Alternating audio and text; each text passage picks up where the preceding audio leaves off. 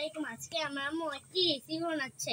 এর জন্য প্রথমে তেল দিল, আলু দিচ্ছে, লবণ, মরিচ, হলুদ, এবার মাখিয়ে নিল।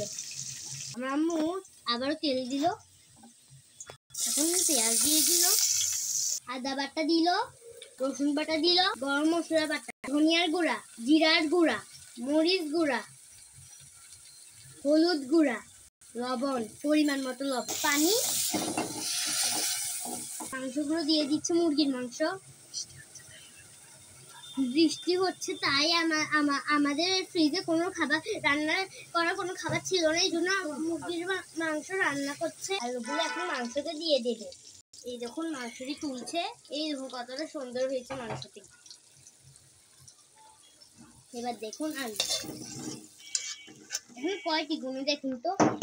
এখন গরম পানি দিচ্ছে মাংসতে।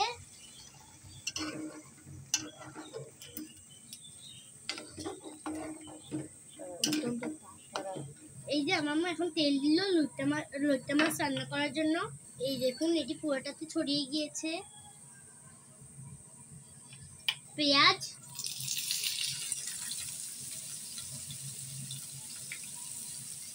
দেখুন মাংসটা কেমন হয়েছে, সুন্দর হয়েছে তাই না? অনেক লাভলি। এখন কাঁচামরিচ দিচ্ছে কয়টা এখানে। এখন রসুন বাটা দিল, ধনিয়ার গুঁড়া দিল, এরকম কালার, মরিচ এর গুঁড়া, হলুদ, লবণ। এই দেখুন লাড়া দিচ্ছে। এখন কালারটি অনেক পারফেক্ট এসেছে, অনেক ভালো।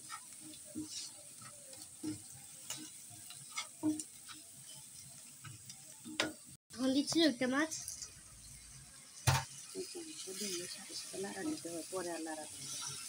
লইট্টা মাছটা সাথে সাথে দিয়ে লাড়া দিতে হয়, পরে আবার লাড়া দেওয়া যায় না।